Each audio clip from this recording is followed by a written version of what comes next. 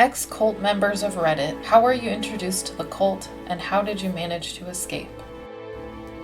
I grew up in the family radio cult. What they are mostly remembered for is their 2011 prediction of the end of the world and rapture. Spoiler, the world didn't end. I was a young adult and able to leave in the chaotic aftermath without too much of a fight from my parents. I'm doing okay. Many people are not. Some are still making more predictions. I do want to take a second to say that 90% of the people in the group were kind people who really didn't want the world to end, but were just so brainwashed that they really believed it.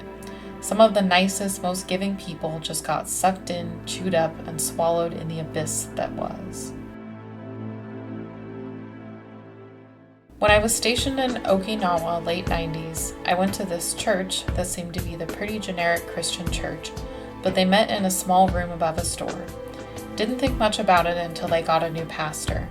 They owned a house in town and always invited everyone over for some cookouts and Bible study. The new pastor was actively encouraging the enlisted service members to move into the house and get the housing allowance to support the house. Then he wanted to see our LES, think pay stubs, to ensure we were supporting the church enough. I think the final straw was when they started taking attendance for their 7 days. Yep, you are expected to attend some church thing 7 days a week of services and trying to shame anyone that didn't make it to something. I didn't tell them I wasn't going anymore, just stopped showing up. They knew where the barracks room was and sent soul savers to get me back to the church. The last time they talked to me, they again went with the shame route that no other church would get me into heaven, and I told them I think they proved I made the right decision.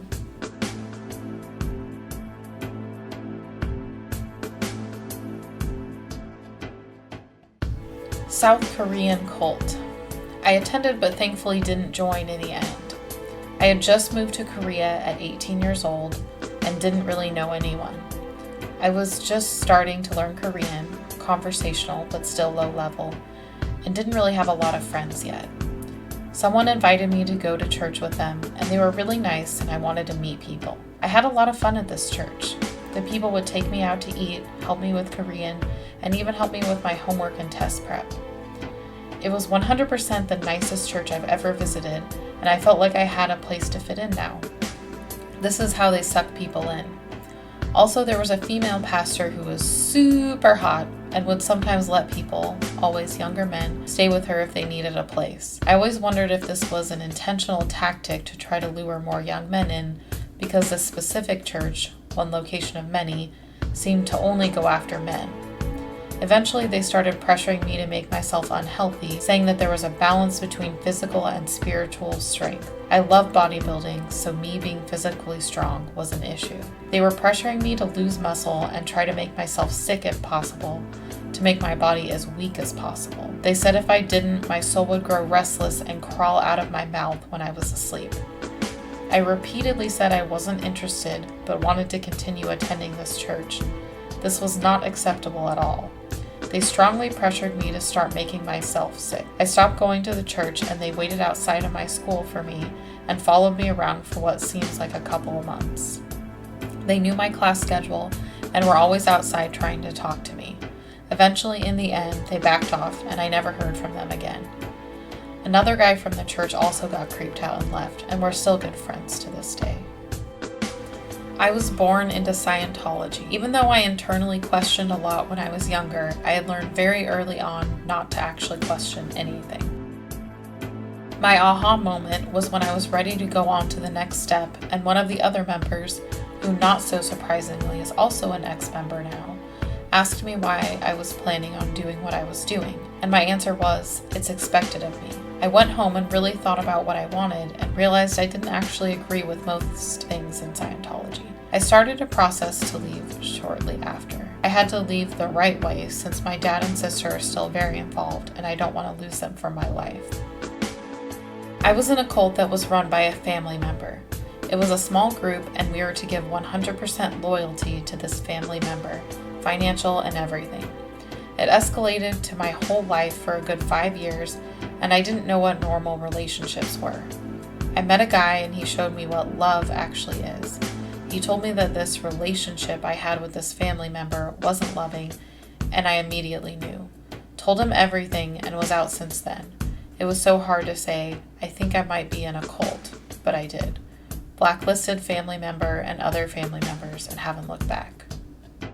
One of my best friends today was raised into a freaky Afro-Islamic cult. He and his mom left when his dad was sent on a mission to Sudan.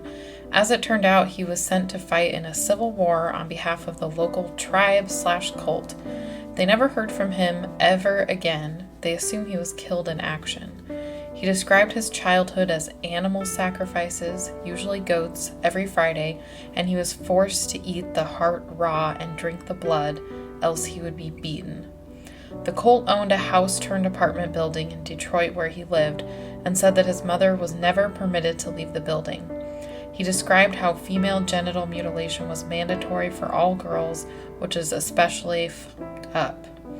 Crazy to think of these kinds of things happening in the United States. When he was 8, he and his mom managed to escape the cult by stealing thousands of dollars in cash and fled in the middle of the night and paid a truck driver to smuggle them into Canada. They stayed in the country illegally for a month, slowly making their way from Ontario to British Columbia, where they smuggled themselves back across the border into Washington. There they got support from a mosque who set his mom up with a place to live and a job at a restaurant and helped get my friend back into the school system and back into society. For years they were paranoid as F because they thought that the cult was going to hunt them down and kill them, but being dressed head to toe in a burqa has its advantages, I guess. She was able to hustle at the job, and through financial support from the mosque, he was able to attend college where we met. He's working at a bank now and doing really well for himself. He's getting married soon, and he's fully supporting his mother as well.